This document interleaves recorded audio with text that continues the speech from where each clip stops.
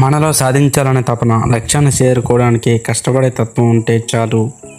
ఏవి మనకు ఆటంకాలు కావాలని నిరూపిస్తుంది నేస్తం. ప్రభుత్వం పాఠశాలలో చదువుతూ సక్సెస్ అంతరిక్ష మిషన్కు ఎంపికై అందరి ప్రశంసలు అందుకుంటుంది. కుందరు జస్సి తూర్పుగోదావరి జిల్లా ధనేశ్వరం బాలికోన్నత పాఠశాలలో 10వ తరగతి చదువుతుంది. అమ్మ అరుణ గృహిణి, నాన్న శ్రీను వడ్డంగిగా పనిచేస్తారు. జస్సి అంతర్జాతీయ శక్తిసేట్ అంతరిక్ష మిషన్కు ఎంపికై అరుదైన ఘనత సాధించింది. ఇతర దేశాల విద్యార్థులతో కలిసి ఉపగ్రహ నిర్మాణ కార్యక్రమంలో పాల్గొనే అవకాశాన్ని దక్కించుకుంది.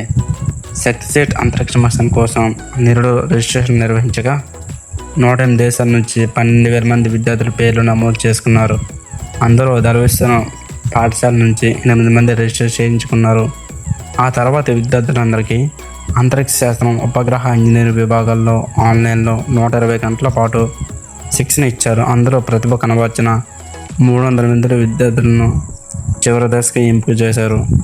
మన దేశం నుండి 21 మంది విద్యార్థులు ఎంపికవగా ఏపీ నుండి జస్సి అనే బృందం చోటు సంపాదించుకుంది. 21 విభాగాలలో 550 వీడియోలు పాఠశాల నేర్చుకుని ఆన్లైన్ పరీక్షలో ఉత్తీర్ణం సాధించింది. జస్సి వాళ్ళ స్కూల్లో ఉంటే అటర్ డెంటికల్ ల్యాబ్లో సైన్స్ టీచర్ మణిమాల ఆధ్వర్యంలో ఇప్పటికీ కొన్ని ప్రాజెక్టులు చేసింది. ఆవిడ ప్రోత్సాహంతోన శాటిలైట్ మిషన్కు సంబంధించి పరీక్షల్లో విజయం సాధించింది. అమ్మాయిలను సైన్స్, టెక్నాలజీ, ఇంజనీరింగ్, మ్యాథ్స్ రంగాల్లో మరింత ముందుకు తీసుకెళ్లాలని స్పేస్ కిడ్స్ ఇండియా ఆధ్వర్యంలో నిర్వహిస్తున్న అంతర్జాతీయ శక్తిసేట్ మిషన్ ప్రధాన ఉద్దేశం.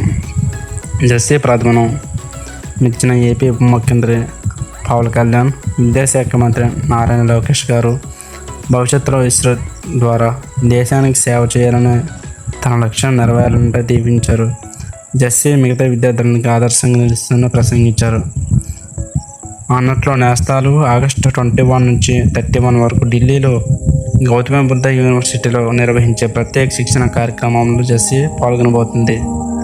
ఆగస్టు 23న అంతర్జాతీయ దినోత్సవం సందర్భంగా జరిగే వేడుకల్లో రాష్ట్రపతి ద్రౌపది ముర్ము, ప్రధాని నరేంద్ర మోడీలను కలిసే అవకాశాన్ని కూడా దక్కించుకుంది మన జస్సియే.